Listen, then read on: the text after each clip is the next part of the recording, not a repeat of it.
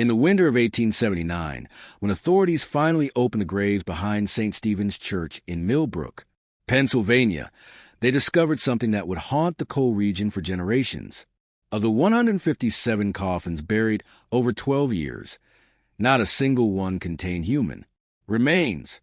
Instead, each coffin held carefully arranged stones weighted to match the supposed deceased, while church records showed insurance payouts totaling over $300,000, an astronomical sum for that era. What happened to those 157 souls who supposedly died peacefully in their beds? The truth would prove far more sinister than anyone could have imagined, revealing a web of deception that reached from the church pulpit to the darkest minds of Pennsylvania. Tonight, for the first time, we'll uncover complete truth about Reverend Marcus Thompson and the conspiracy that turned the house of God into a marketplace for human lives. Before we continue with the story of Reverend Thompson and the mysterious graves of St. Stephen's Church, I want to ask you something. This channel isn't for everyone, only for those brave, enough to face the darkest corners of American history. If you're ready to hear stories that others dare not tell, stories that will make you question what really happened in the shadows of our past, then subscribe to our channel and hit that notification bell. And I'm curious, from which state are you listening to this story? Leave a comment below telling us your location. Now, let's discover what really happened in those Pennsylvania coal fields over a century ago.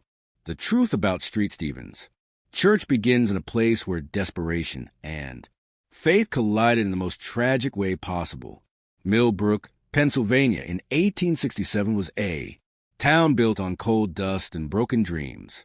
Nestled in the Schuylkill County Valley, it housed nearly 3,000 souls, most of them Welsh and Irish immigrants, who'd come seeking prosperity in America's booming coal industry. The town's heart beat to the rhythm of the mines, the pre-dawn whistle that called men to their darkness, the evening bell that welcomed them home, and too often the funeral bells that marked another life claimed by cave-ins, explosions, or the black lung that slowly strangled miners from within.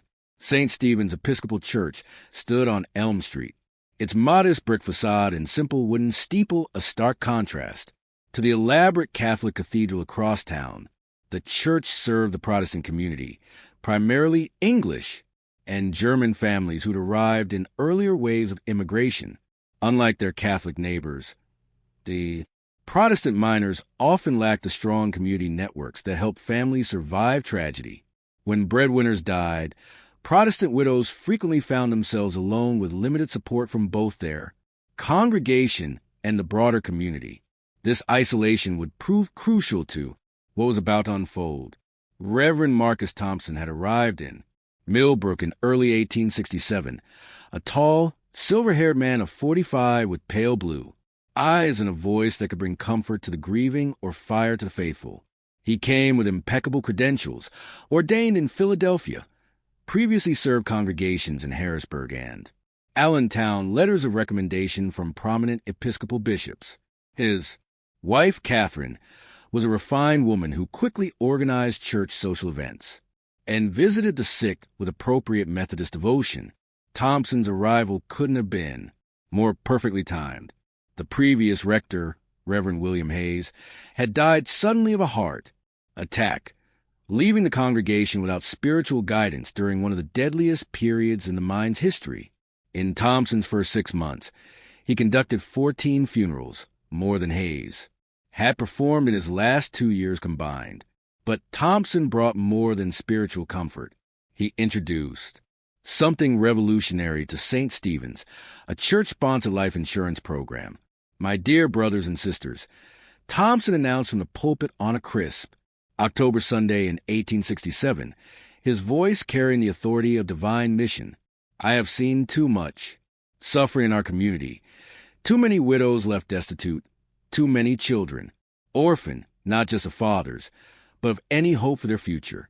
The Lord calls us to prepare for tomorrow, not merely pray for it. The insurance program was simple and appealing. Church members could purchase life insurance policies through a company Thompson had, partnered with Keystone Mutual Assurance of Philadelphia. The premiums were remarkably affordable, especially compared to other insurance companies that viewed coal mining as too risky. A miner could insure his life for $500, nearly 2 years' wages for just 50 cents per month. Widows would receive immediate payment upon presentation of a death certificate. No questions asked, no lengthy investigations. Within 6 months, over 200 families had enrolled. What made Thompson's program particularly attractive was his personal attention to bereaved families. Unlike other insurance companies that required extensive documentation and often delayed payments for months, Thompson personally guaranteed that families would receive their benefits within days of burial.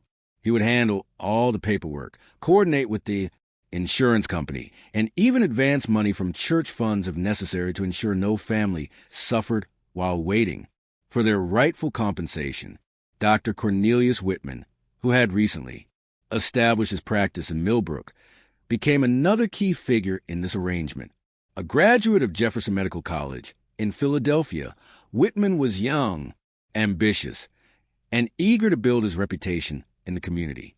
He worked closely with Thompson, often waiving his fees for examining the deceased and providing death certificates for church members. This Christian charity, as Thompson called it, was another blessing the Reverend had brought to their community. Samuel Crow, the town's undertaker and sex of St. Stephen's Cemetery, completed what seemed like a perfectly coordinated support system for grieving families. Crow, a somber man of 50 with prematurely white hair and hands permanently stained by his trade, had been serving Millbrook for 15 years. He offered payment plans for funerals, often accepting delayed payment until insurance benefits arrived. His prices were fair, his service dignified, and his discretion absolute.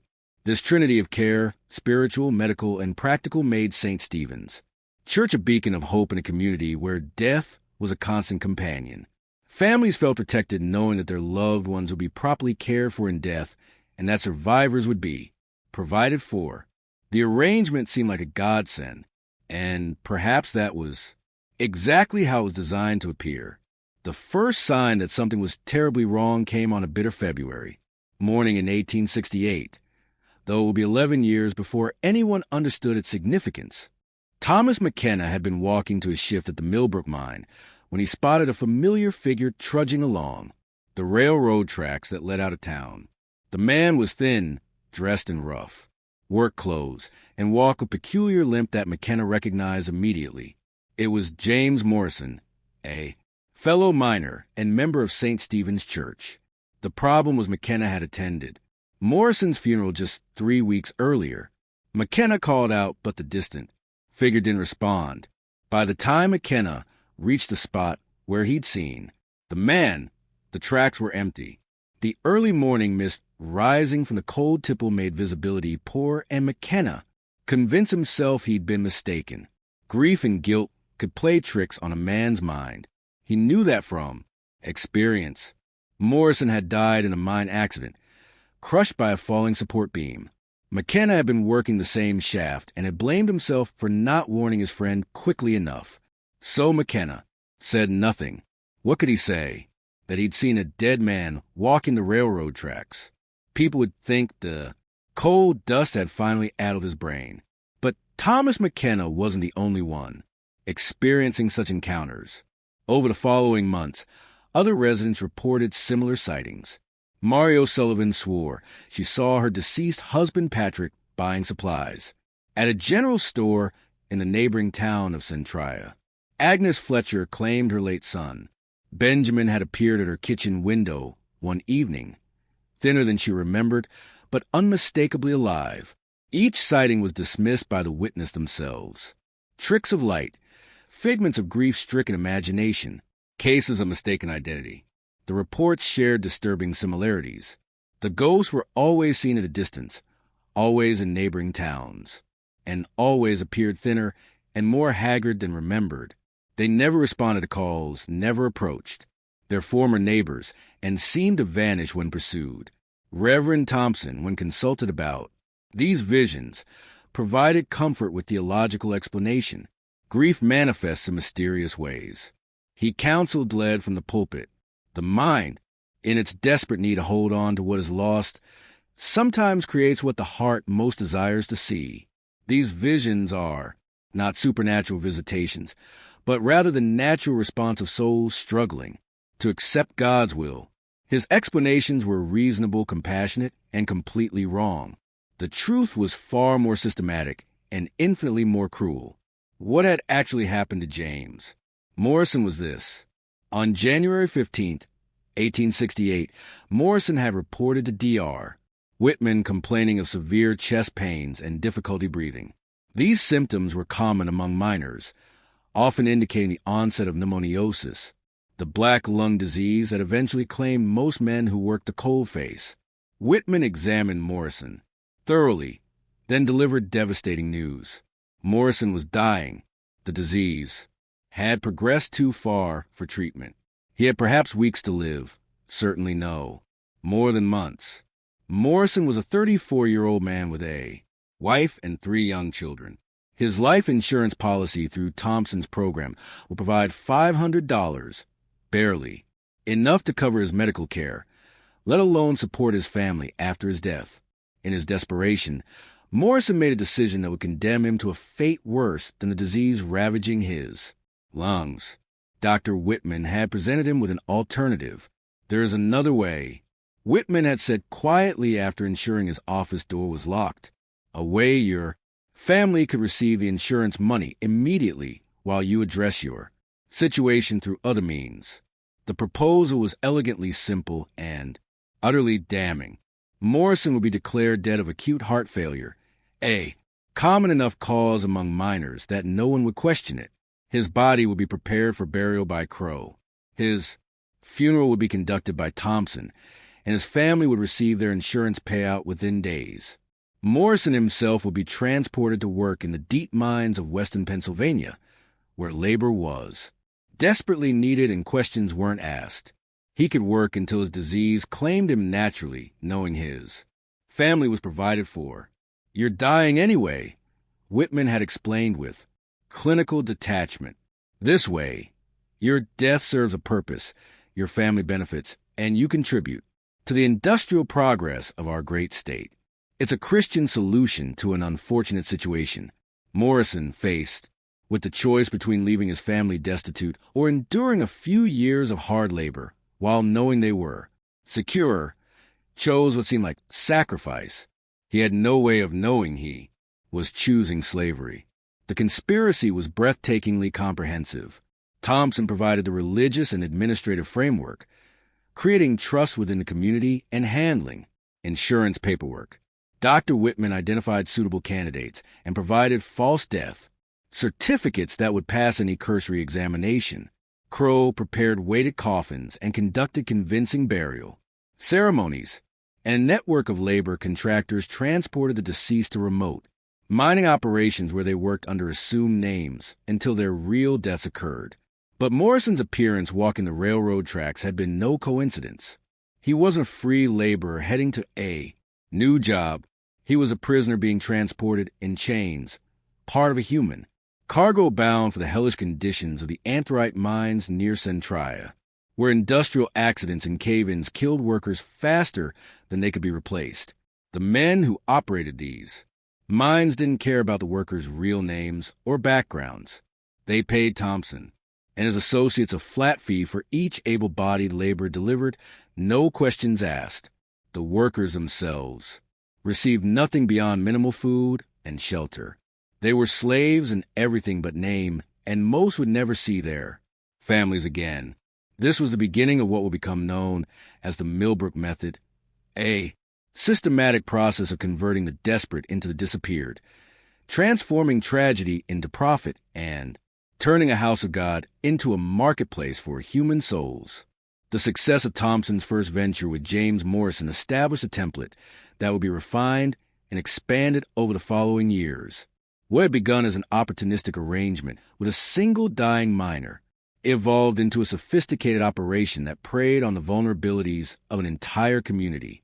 Thompson's genius lay in his understanding of human psychology and social dynamics. He never approached healthy, prosperous families Instead, he focused on those already facing medical or financial crisis, men diagnosed with progressive illnesses, families drowning in debt, workers injured in mine accidents who could no longer earn their wages. To these desperate souls, he offered what appeared to be miraculous salvation, immediate financial relief through early insurance payouts in exchange for a temporary sacrifice. Dr. Whitman became increasingly skilled at identifying suitable candidates. His medical practice gave him intimate knowledge of which families were facing medical bankruptcies, which workers were developing signs of black lung disease, and which injuries would leave men unable to continue mining. He began requesting regular health examinations for all church members enrolled in the insurance program, a service presented as preventive care, but actually functioning as a screening process for potential victims. Prevention is the cornerstone of good health. Whitman would announce at church health seminars, early detection saves lives and protects families from unexpected hardship. The examinations were thorough and professional, building trust while gathering intelligence. Whitman documented not just medical conditions, but also family financial situations, debt loads, and social connections. Men with large families and limited social networks were particularly vulnerable.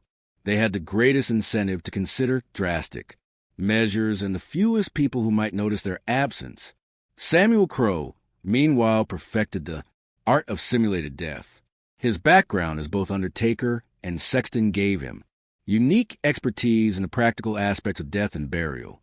He developed techniques for creating convincing corpses using sawdust, rags, and stones arranged to approximate human weight and dimensions. The coffins were sealed immediately after viewing, with explanations about rapid decomposition or infectious disease making extended wakes inadvisable. In cases of lung disease, Crowe would explain to grieving families, the body deteriorates quickly after death. For the health and comfort of the bereaved, immediate sealing is recommended. The funeral services themselves were elaborate and emotionally overwhelming, designed to prevent close scrutiny of the proceedings. Thompson's sermons were particularly powerful during these occasions, focusing on themes of sacrifice, redemption, and the mysterious ways of divine providence. The emotional intensity of these services left families drained and grateful, not suspicious. Between 1868 and 1870, 12 more men were processed through this system.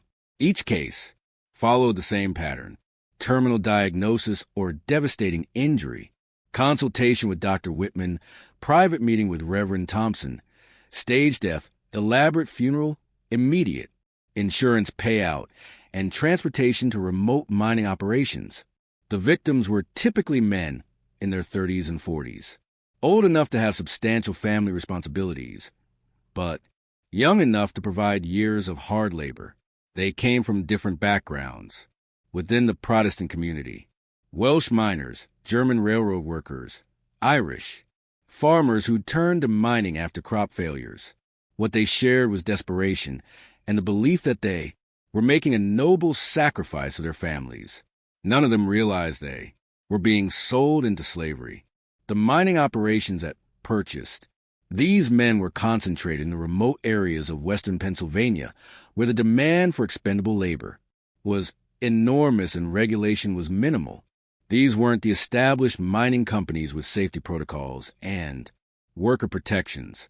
They were illegal or quasi-legal operations that extracted coal from dangerous, unstable deposits using methods that legitimate companies had abandoned as too risky. Workers in these operations faced conditions that made normal mining seem safe by comparison. They worked 12 to 16-hour shifts in poorly ventilated tunnels, used outdated equipment that frequently malfunctioned, and lived in overcrowded barracks with inadequate food and medical care. Death rates were astronomical, but the operators didn't care. Replacement workers could always be obtained through contacts like Thompson. The men who survived more than a few months in these conditions became shells of their former selves. The combination of extreme physical labor, poor nutrition, constant danger, and complete isolation from their families broke their spirits as effectively as the work broke their bodies. Even if they had somehow escaped they faced the impossible task of explaining their return from the dead to families who had mourned them and collected insurance money based on their demise. This psychological trap was perhaps the cruelest aspect of the entire system. The victims became complicit in their own enslavement, unable to reveal the truth without destroying the families they had supposedly died to protect. By 1870, Thompson's operation had generated over $6,500 in insurance payouts, a fortune by contemporary standards. More importantly, it had established him as one of the most trusted and beloved figures in Millbrook. His church membership had grown dramatically, drawn by his practical approach to family security and his genuine apparent concern for his congregation's welfare. The Keystone Mutual Assurance Company, far from being suspicious of the high death rate among Street Stevens policyholders, was actually pleased with the arrangement. Thompson's prompt submission of documentation and the lack of disputed claims made Millbrook one of their most profitable markets. They even began recommending Thompson's methods to other agents as an example of effective customer service. But the system's very success would ultimately lead to its expansion and its eventual exposure. Thompson had created something too profitable to remain small, too successful to avoid attracting attention, and too dependent on human misery to continue indefinitely without consequences. The shadows of the past were about to give way to the darkest chapter of the conspiracy. As Thompson prepared to scale his operation to levels that would ultimately doom it, what had begun with one desperate miner would soon encompass entire families, and the Methodist approach of individual salvation would evolve into something resembling wholesale slaughter. The question that would haunt investigators for decades was not whether Thompson and his associates were criminals. That would become undeniably clear. The question was whether they had convinced themselves they were doing God's work, or whether they had simply discovered that evil, when dressed in religious clothing and presented with compassionate rhetoric, could flourish in plain sight within a community desperate enough to believe in miracles. The transformation of Thompson's operation from opportunistic crime to systematic atrocity began in the spring of 1871, when he received an unexpected visitor that would change everything. Colonel Harrison Blackwood arrived in Millbrook on a Thursday morning, stepping off the Pennsylvania Railroad wearing an expensive suit and carrying leather satchels that suggested serious business. Blackwood was a veteran of the Civil War who had transitioned into industrial ventures, specifically the operation of mining concerns in the most remote and dangerous locations throughout Pennsylvania, West Virginia, and Ohio. What Blackwood offered Thompson was a dramatically expanded market for his unique services. Reverend Thompson, Blackwood explained during their private meeting in the church office, "I rep operations that have been impressed by your innovative approach to labor acquisition.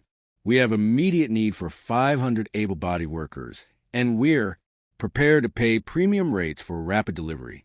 The math was staggering. At $75 per worker, triple Thompson's previous rate, this single contract would generate $37,500, more than most ministers earned in a lifetime. But Blackwood's proposal went far beyond simple expansion of existing methods. "We're not just interested in the dying and desperate," Blackwood continued. "We need healthy workers who can contribute for years, not months. We're prepared to offer family packages, situations where entire households can benefit from relocation with generous compensation for wives and children." Thompson understood immediately what Blackwood was suggesting. Instead of targeting only terminal cases, they would begin recruiting healthy workers under false pretenses, promising profitable employment in distant locations while actually delivering them into slavery. Families would receive insurance payouts for accidental deaths. That never occurred, while the workers themselves disappeared into the industrial hell of illegal mining operations. Dr. Whitman was initially reluctant to participate in this expansion. Falsifying death certificates for legitimately ill patients was one thing.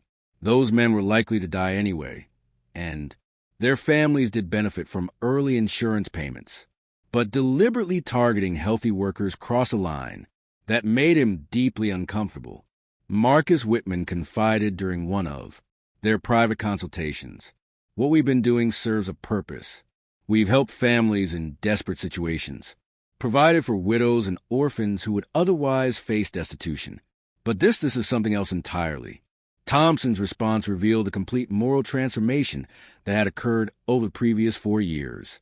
"Cornelius, you're thinking too narrowly," Thompson replied, his voice carrying the same pastoral authority he used in sermons.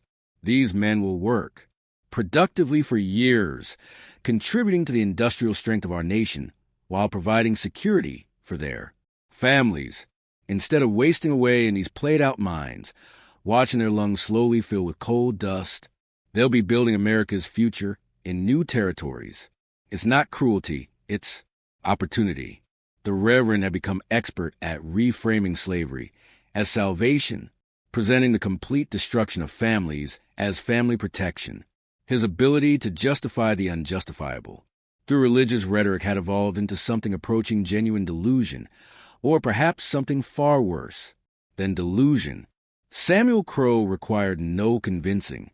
The undertaker had profited substantially from the conspiracy and had developed a taste for the work that went beyond mere financial motivation.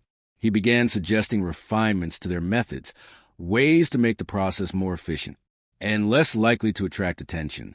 "We need to vary our approach," Crow recommended. "Too many deaths from the same causes might eventually draw questions. I can arrange mining, accidents, house fires, even drownings. Each method requires different preparation, but the results are equally effective." The first family to be processed under the expanded system was the Hendersons, Robert, his wife Sarah, and their 2 teenage sons, Michael and James. Robert was a skilled carpenter who had been struggling to find steady work as mine construction slowed when Thompson approached him with an offer of lucrative employment building mining infrastructure in Colorado with immediate advance payment to help the family prepare for relocation. Robert saw it as an answer to prayer. The arrangement seemed generous and legitimate. Robert would travel ahead to establish housing and employment while Sarah and the boys followed a few months later.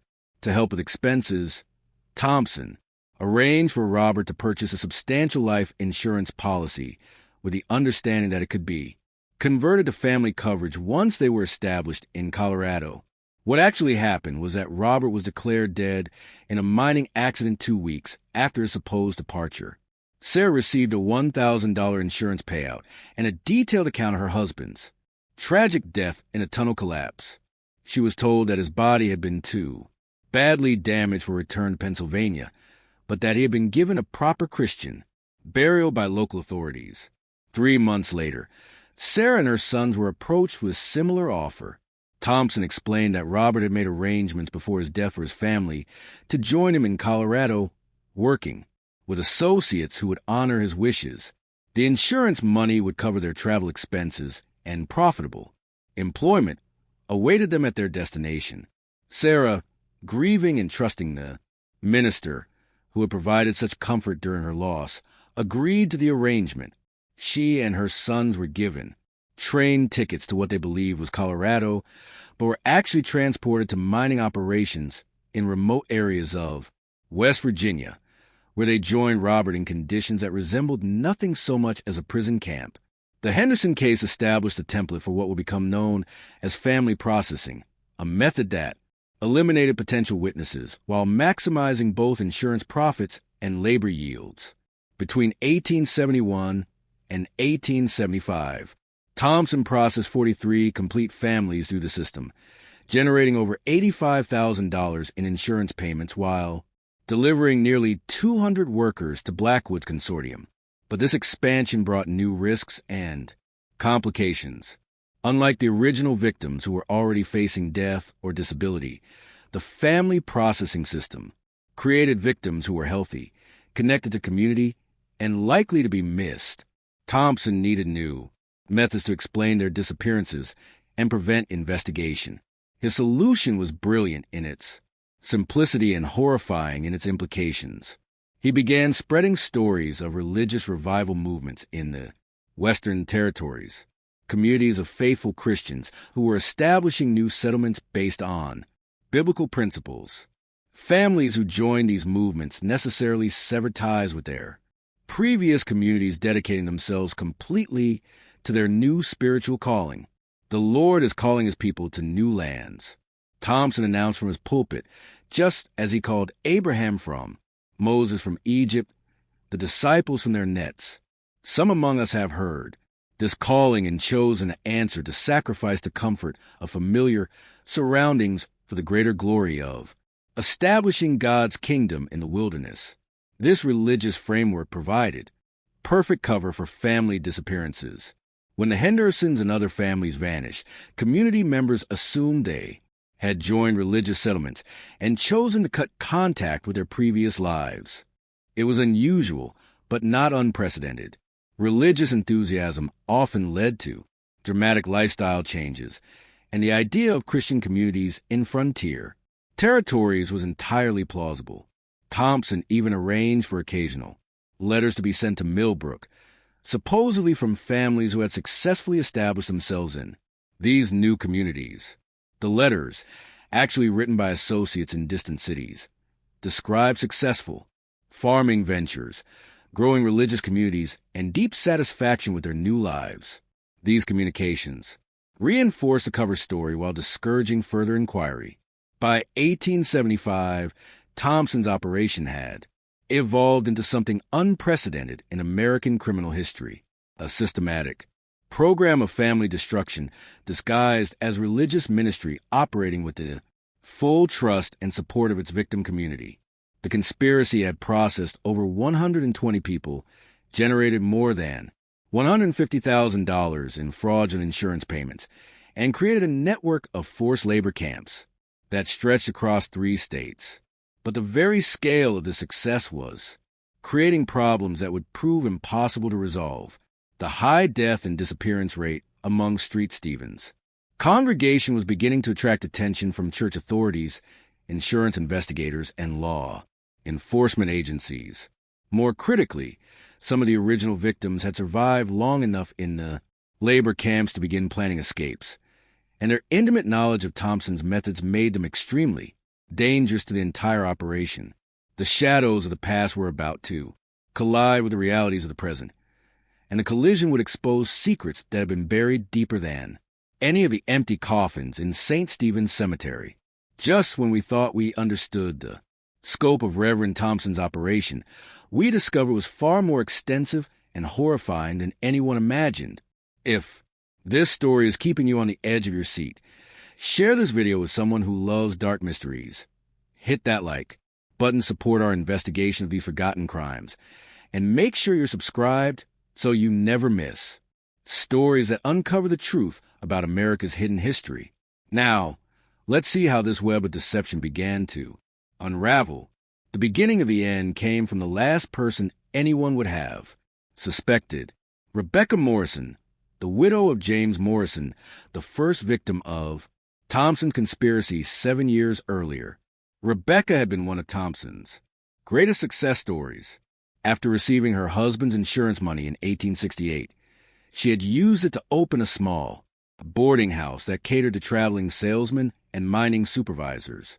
The business prospered, and Rebecca became one of Millbrook's most respected widows, a testament to Thompson's program and the financial security it provided to bereaved families. But Rebecca Morrison was also one of the few people in Millbrook who read newspapers from other cities. In October of 1875, while reviewing a Philadelphia paper left by one of her boarders, Rebecca noticed a small article about labor conditions in the anthrite mines near Centraia.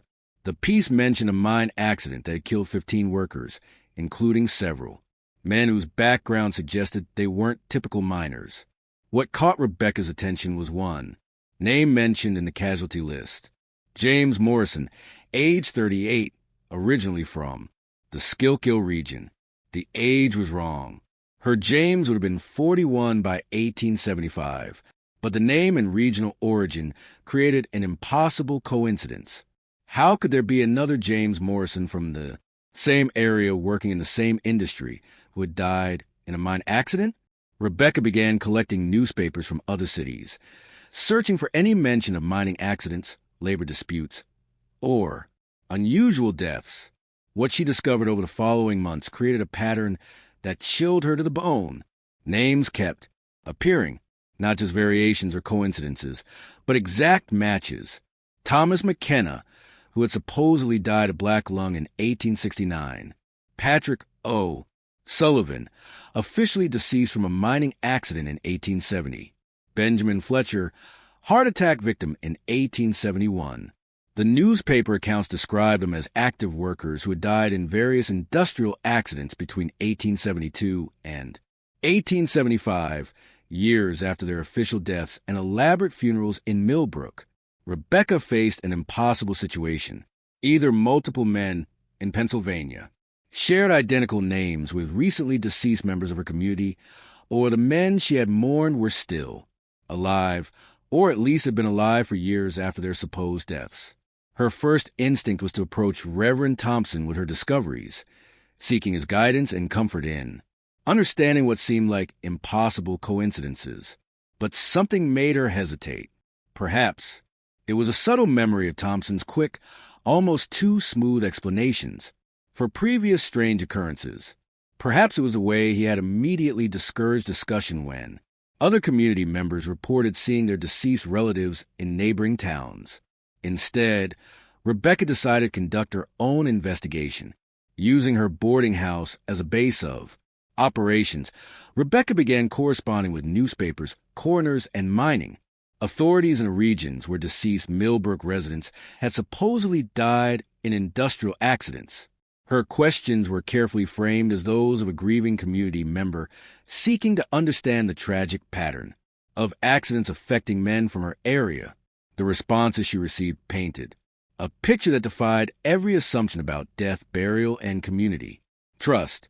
According to mining records, James Morrison had been employed by the Centralia Deep Coal Company from March 1868 until his death in October 1875, a period that began just 2 months after his funeral in Millbrook. Employment. Records described him as a skilled miner who had been brought in as part of a group of workers recruited from Eastern Pennsylvania. He had lived in company housing, received company pay, and had been buried in the company cemetery after his death in a tunnel collapse.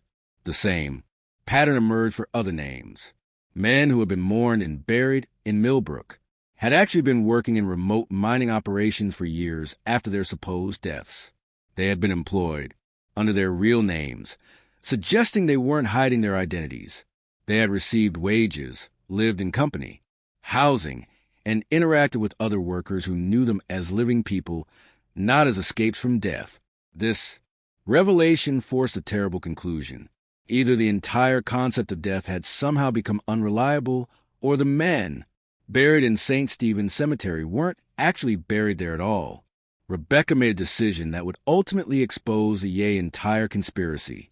On a cold November night in 1875, she recruited her brother-in-law, Daniel Walsh, and 2 trusted neighbors to help her investigate one of the graves.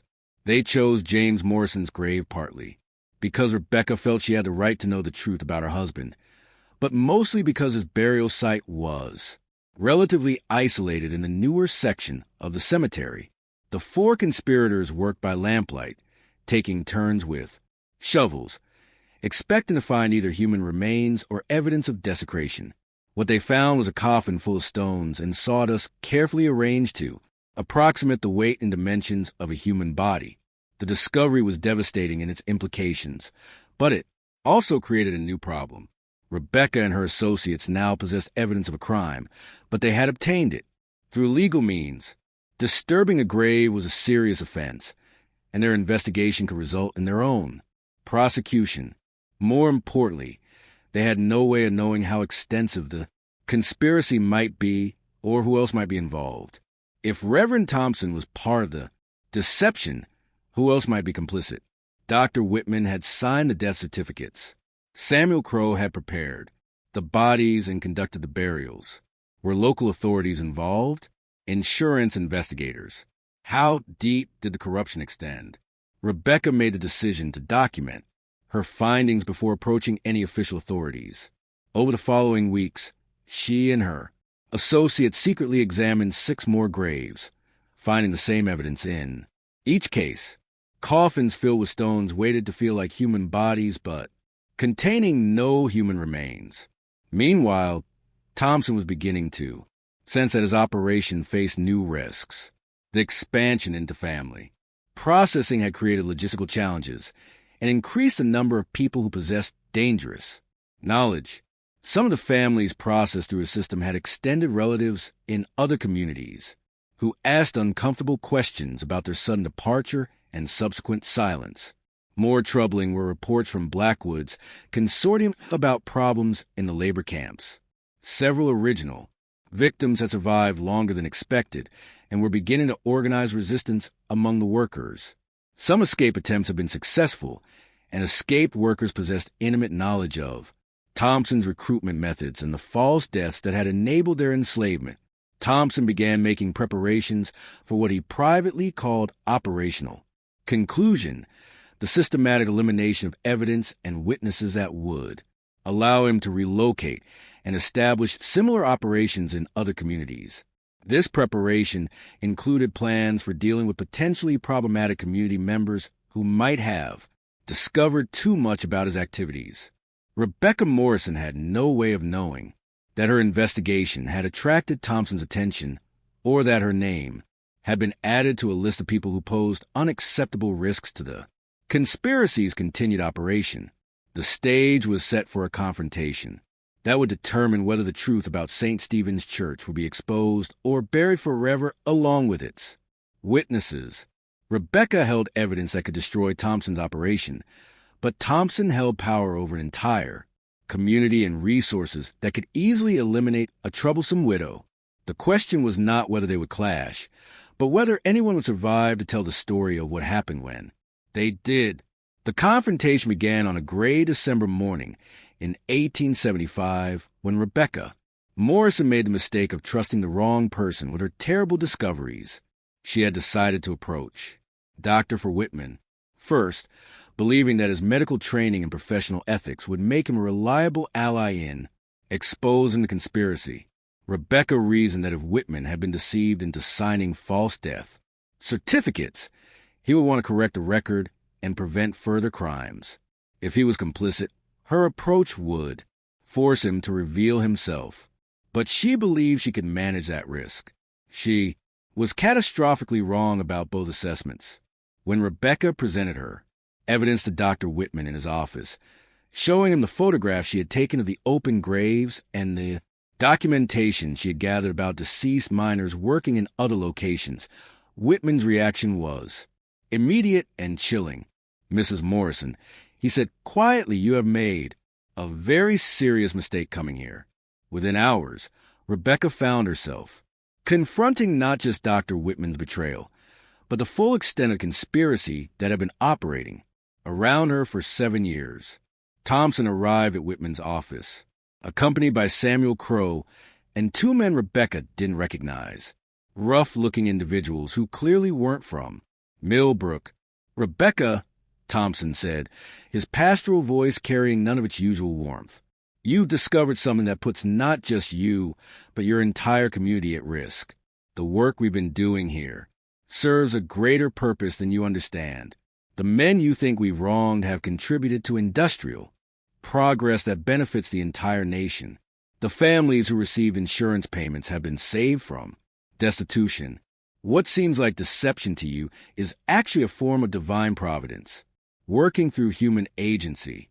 Thompson's attempt to justify the conspiracy through religious rhetoric revealed the complete moral corruption that had transformed him from minister to monster.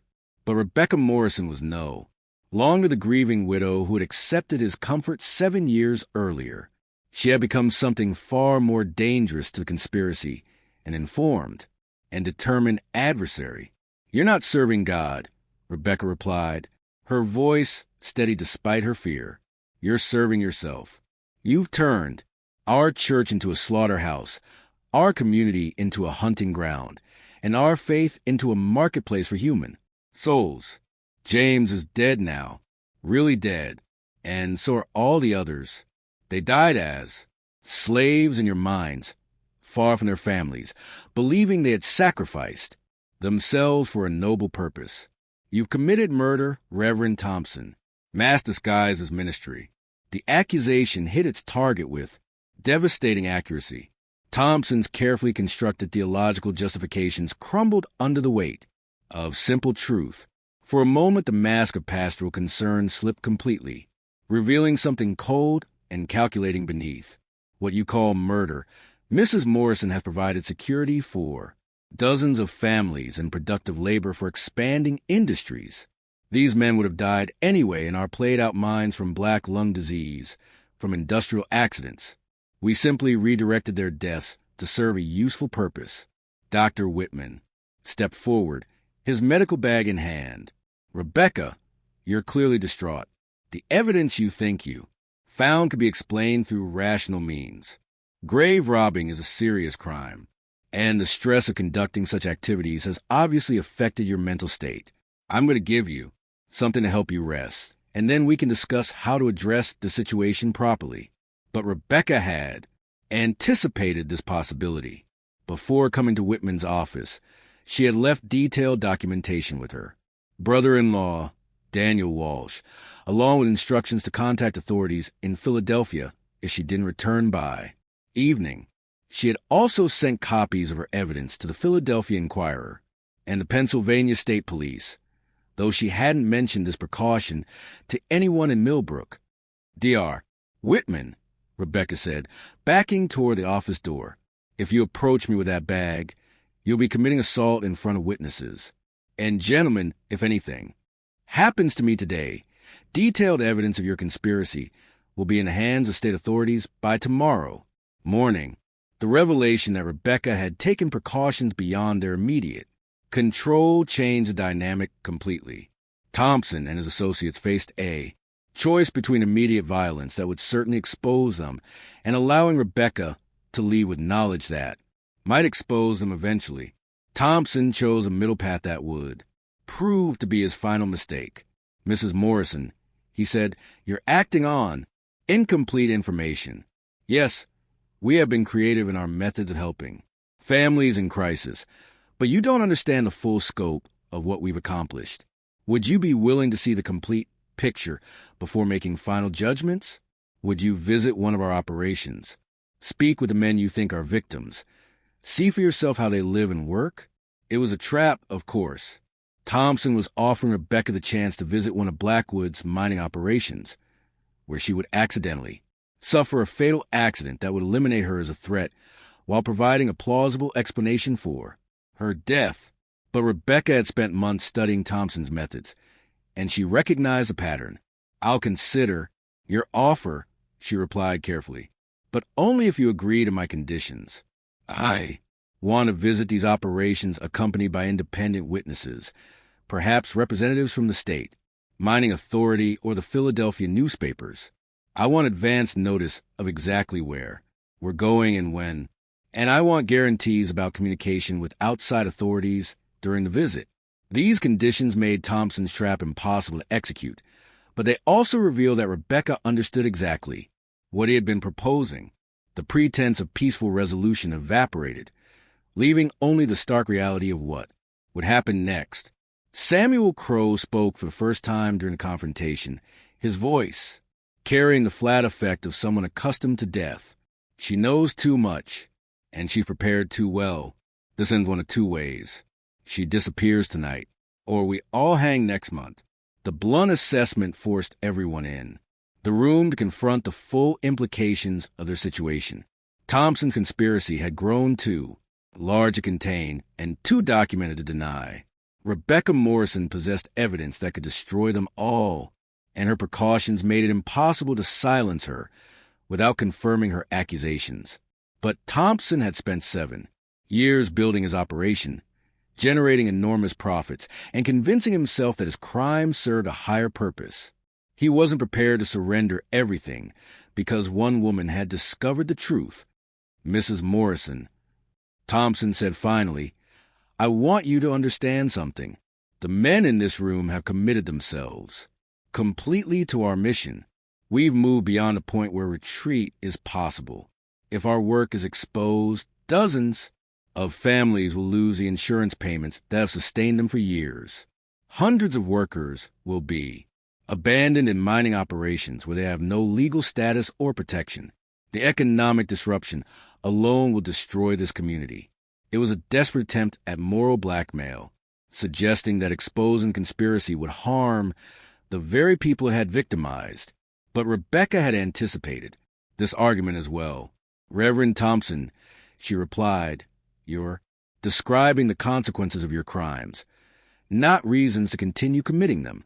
Those families received money stolen through insurance fraud. Those workers are slaves who deserve rescue, not abandonment. And this community deserves the truth about what's been done in the name of Christian charity." The exchange marked the end of negotiation and the beginning of what Thompson would later describe in his private journals as operational termination, the systematic elimination of threats to prevent exposure of the conspiracy. But Rebecca Morrison had made one final preparation that Thompson couldn't have anticipated as she spoke her last words in Dr. for Whitman's office. 2 Pennsylvania State Police investigators were already on a train to Millbrook, summoned by the evidence she had mailed to Harrisburg 3 days earlier. They well arrived at evening warrants and accompanied by federal mahals who had been investigating reports of forced labor in remote mining operations. The confrontation in Dr. Whitman's office was interrupted by the sound of horses and carriages arriving outside. Sounds that would mark the beginning of the largest criminal investigation in Pennsylvania's history and the end of Thompson's reign over St. Stephen's Church. What happened next would expose not just the scope of Thompson's conspiracy, but the horrifying conditions in the labor camps where his victims had been imprisoned and the network of allowed such systematic evil to flourish under protection of religious authority. The arrest of Reverend Marcus Thompson, Dr. Cornelius Whitman, and Samuel Crow on December 15th, 1875 marked the beginning of an investigation that would ultimately expose the largest human trafficking operation in American history to that date. Pennsylvania State Police Captain William McCready, who led the initial investigation, would later write in his official report, "In 23 years of law enforcement, I have crimes of such scope and systematic cruelty. The conspiracy operated with the efficiency of a business enterprise and the moral authority of religious ministry, creating a perfect storm of exploitation that claimed at least 157 documented victims." The investigation revealed details that shocked even experienced law enforcement officials. Thompson's private journals, discovered in a hidden compartment of his church office, contained meticulous records of every victim processed through his system. Each entry included the person's real name, their fictional cause of death, the insurance payout received, and their ultimate destination in Blackwood's network of forced labor operations. More disturbing were Thompson's theological justifications for each crime, written in the same hand that had prepared Sunday sermons. He had convinced himself that he was conducting a form of divine selection, identifying those whose deaths could serve a greater purpose and arranging for that purpose to be fulfilled. His journal entries revealed a man who had gradually lost all distinction between religious calling and criminal enterprise. Dr. Whitman's medical records provided evidence of the systematic identification and targeting of victims. His patient files contained detailed assessments not just of medical conditions, but of family financial situations, social connections, and psychological vulnerabilities. Marginal notes in his handwriting included calculations of insurance values and assessment of each patient's potential productivity as forced labor. Samuel Crow's workshop yielded the most physically disturbing evidence. Investigators found detailed instructions for creating convincing corpses using sawdust, rags, and stones, along with tools and materials for sealing coffins immediately after viewing. They also discovered correspondence with suppliers who provided materials for these fake burials, revealing that the deception had required ongoing purchases of specialized equipment. The investigation of Blackwood's mining operations required coordination between state authorities in Pennsylvania, West Virginia, and Ohio. What they discovered was a network of illegal and quasi-legal mining concerns that operated under conditions resembling antebellum. Slavery. Workers were housed in overcrowded barracks, fed minimal, rations, worked shift of 12 to 16 hours, and received no wages beyond basic subsistence. Most shocking was the discovery that many of Thompson's victims were still alive when the investigation began. Rescue operations at 14 different mining sites freed 87 survivors, though most were in such poor physical and psychological condition that they required months of medical care before they could testify about their experiences. The survivor testimonies painted a picture of systematic psychological torture designed to prevent escape and resistance. Workers were told that their families believed them dead and had moved on with their lives. They were informed that returning home would result in insurance fraud charges that would imprison both them and their families. They were deliberately isolated from other workers to prevent the formation of supportive relationships or organized resistance. James Morrison, Rebecca's husband and Thompson's first victim, was among the survivors rescued from a mining operation near Centraia. He had been working in forced labor for 7 years and 11 months when investigators found him. His reunion with Rebecca became one of the most documented and emotionally powerful moments of the entire investigation, symbolizing both the horror of Thompson's crimes and the possibility of justice and recovery. The legal proceedings that followed were unprecedented in their scope and complexity. Thompson, Whitman, Crow, and 37 associates were charged with crimes ranging from insurance fraud and kidnapping to involuntary servitude and conspiracy to commit murder. The trials required testimony from over 200 witnesses and the examination of thousands of documents spanning nearly a decade. Thompson's defense team attempted to argue that their client had genuinely believed he was helping families in crisis and that the conditions in the mining operations were beyond his control or knowledge. This strategy collapsed when prosecutors presented Thompson's private journals, which clearly documented his awareness of the true conditions and his active participation in maintaining them. The most damning evidence came from Thompson's own words written in his journal after visiting one of the mining operations in 1874. The Lord works in mysterious ways, transforming what appears to be suffering into divine purpose. These men sacrifice their earthly comfort so that their families may prosper and industry may advance. Their temporary hardship serves eternal purposes that they cannot comprehend but must trust in faith. Dr. Whitman attempted to claim that he had been deceived by Thompson and had believed he was participating in a legitimate insurance program. This defense was undermined by evidence showing that he had personally visited mining operations, examined working conditions, and recommended changes to improve worker productivity rather than worker welfare. Samuel Crow offered no defense beyond claiming he had followed orders and assumed others understood the legal implications of their actions. His cooperation with prosecutors, including detailed explanations of his methods for creating fake corpses and staging convincing funerals, secured him a reduced sentence, but also provided some of the most disturbing testimony in the entire proceedings.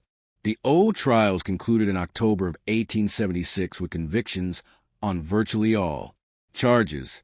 Thompson was sentenced to life imprisonment at Eastern State Penitentiary, where he died in 1891, still maintaining in his final letters that he had been conducting God's work through unconventional means. Whitman received 25 years and served 18 before his death from consumption in 1894. Crow was sentenced to 15 years and was released in 1889, after which he disappeared from historical records. The investigation's impact extended far beyond the prosecution of individual criminals. It led to significant reforms in insurance regulation, including requirements for independent verification of deaths and mandatory waiting periods before benefit payments. It also resulted in new federal legislation regarding working conditions in mining operations and the prosecution of forced labor arrangements. For the community of Millbrook, the revelation of Thompson's conspiracy created trauma that lasted for generations. Families who had mourned loved ones discovered that their grief had been manipulated for profit. Community members who had trusted Thompson's guidance realized they had been living under the authority of a criminal enterprise disguised as religious ministry. The psychological impact was particularly severe for families who had received insurance payments based on false deaths. Many felt compelled to return money they had spent on homes, businesses, and children's education, even though they had been victims rather than participants in the fraud. The moral complexity of their situation, having benefited financially from crimes they had not known were being committed, created guilt and shame that affected the community for decades. St. Stephen's Church itself never recovered from the scandal. Attendance dropped to fewer than 30 members by 1877, and the building was sold to the Catholic diocese in 1879. The cemetery remained under community control, but many families relocated the graves of legitimately deceased relatives to other burial grounds, unable to distinguish between real and fake burials without expensive exhumations. Rebecca Morrison became something of a national figure, celebrated in newspapers across the country as the brave widow who exposed one of America's most heinous criminal conspiracies. She used her newfound prominence to advocate for insurance reform and support for trafficking victims, speaking at conferences and meeting with legislators until her death in 1923. The empty coffins of St. Stephen's Church became a symbol of how evil could flourish under protection of religious authority and community trust. The case study was used in law enforcement training for decades, demonstrating how criminals could exploit social institutions and human vulnerabilities to conduct systematic atrocities in plain sight. Perhaps most disturbing was the realization that Thompson's operation had been entirely preventable. Multiple people had reported seeing deceased individuals in neighboring communities, but these reports had been dismissed as grief-induced hallucinations rather than investigated as potential evidence of crime. The authority granted to religious figures and medical professionals had created an environment where their word was rarely questioned, even when evidence suggested serious problems. The final tally of Thompson's conspiracy was staggering: 157 documented victims, $847,000 in fraudulent insurance payments, equivalent to over $20 million today, and a network of forced labor operations that had enslaved hundreds of workers across multiple states. The human cost was incalculable, families destroyed, communities traumatized, and faith in religious authority permanently damaged. But perhaps the most chilling aspect of the entire case was Thompson's final statement before sentencing delivered, without apparent remorse or recognition of his crime's true nature. I have served God's purpose in ways that others cannot understand. The men who worked in those mines contributed to America's industrial progress. The families who received insurance payments were saved from destitution. The efficiency of our methods allowed us to help more people than traditional charity could ever reach. History will vindicate the necessity of what we accomplished. This statement revealed that Thompson had never truly understood the evil of his actions. He had created a theological framework that transformed slavery into salvation, murder into ministry, and systematic exploitation into divine service. His ability to maintain these delusions even after exposure and conviction demonstrated the dangerous power of ideological justification to corrupt moral reasoning. The story of St. Stephen's Church and its empty coffin serves as a permanent reminder that the greatest evils often were the mask of greatest good, that authority without accountability breeds corruption, and that the price of community trust must never be the abandonment of individual vigilance. Rebecca Morrison's courage in investigating the impossible and confronting the unthinkable prevented Thompson's conspiracy from claiming additional victims and ensured that the truth, however horrible, would not remain buried with its evidence. This mystery shows us that evil can flourish in the most unexpected places, protected by the very institutions meant to safeguard human dignity and spiritual welfare. What do you think of this story? Do you believe that communities today are better protected against such systematic deception? Or could similar conspiracies still operate under the cover of religious or charitable authority? Leave your thoughts in the comments below. If you found this investigation compelling and want to hear more stories about America's hidden criminal history, subscribe to our channel, hit that notification bell, and share this video with someone who appreciates the importance of uncovering buried truths. Until next time, remember that the most important stories are often the ones that powerful people hope would never be